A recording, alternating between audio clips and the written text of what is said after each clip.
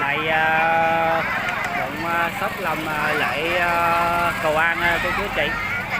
Mời quý cô chú anh chị mình theo chân mình đi xem phong tục dân tộc Khmer nha cả nhà. Này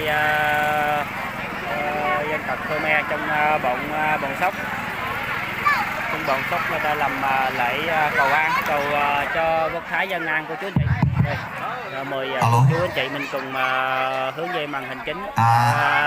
Chị mà to cái nhom bát, chị cái nhom niềm bát thiên tân cầm san, cứ tha cái nhom trong cái sa cái mùi gì ta dừng bật tích cứ tha bật cầm san như nó cứ tha chả nằm đi cứ tha cầu